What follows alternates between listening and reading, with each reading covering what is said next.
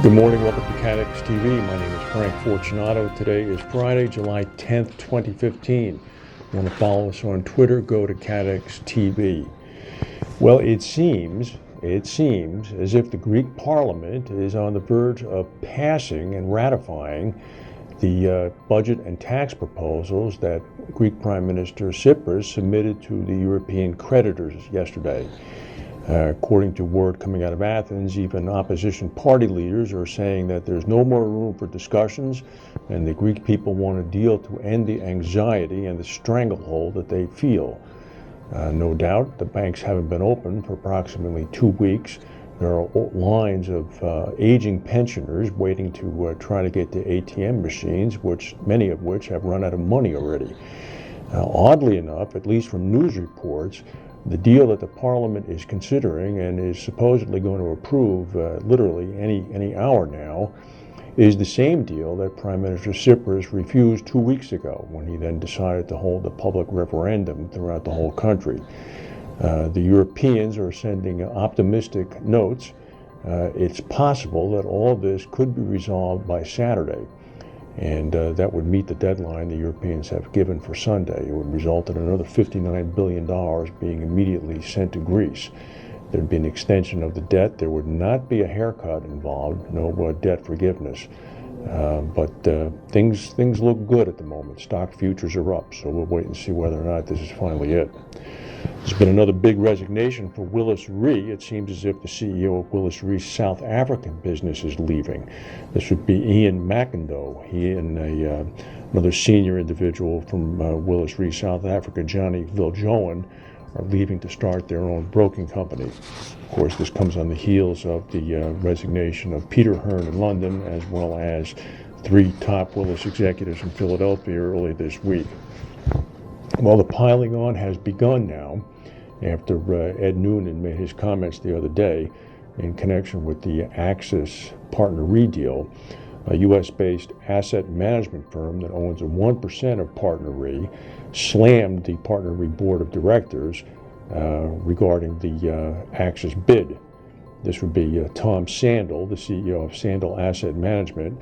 He's written to the PartnerRe chairman, accusing them of not acting in the best interests of shareholders by backing a plan to amalgamate with the insurance and reinsurance firm Axis.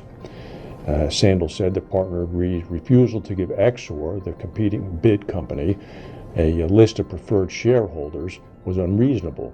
He said, "We believe the board is doing this in order to protect the Axis transaction and disregard the interests of the shareholders." Any day now, probably Monday, the 2 big institutional advisory firms, mainly ISS, are going to make their recommendation as to which is the better bid. If the recommendation comes out for Exor, the deal with Axis will not survive. Already there are tremendous speculations floating around in the insurance industry trade press that in fact Axis might be so weakened by this position that itself may be a candidate for a takeover by either Everest Re or by Arch. Nobody is saying anything. There was a powerful magnitude 6.5 earthquake followed by a 5.3 aftershock just off the Solomon Islands earlier today. The quake was originally reported at a 7.0. There was no tsunami warning issue, and there were fortunately no injuries. However, thousands of people on those islands remain in emergency conditions after Cyclone Raquel swept through the area earlier in the week. 5 airports in Indonesia have been closed and more than 100 flights canceled after Maraung began erupting in East Java earlier this week. Experts have told Australian media that the volcano could continue erupting for weeks, with the Indonesian Transport Ministry warning that reopening the airports was entirely dependent upon the state of the volcano. The region is extremely popular for Australian tourists. The Australian government has issued a reminder to those tourists, just telling them that not all travel insurance policies would cause disruption caused by volcanic ash clouds. Meanwhile, the United Kingdom has ordered all tourists to leave Tunisia. This is in light of UK intelligence sources corroborating what the Tunisian Prime Minister is saying.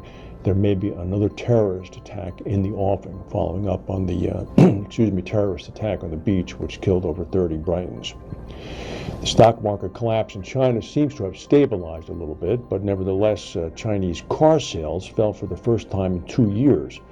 Buyer sentiment, no doubt, was affected by the recent stock market crash. According to figures published today by the China Association of Automobile Manufacturers, sales of passenger cars fell 3.4% year-on-year in June.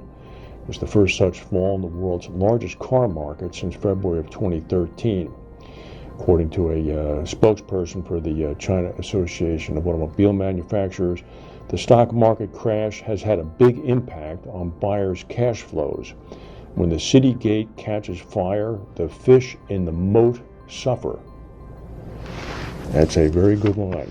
And on that note, we'll close out for the week. If we have any breaking news, we'll come back and tell you. Hopefully the next time we talk, the Greek crisis will be solved. Thank you for watching and have a good weekend.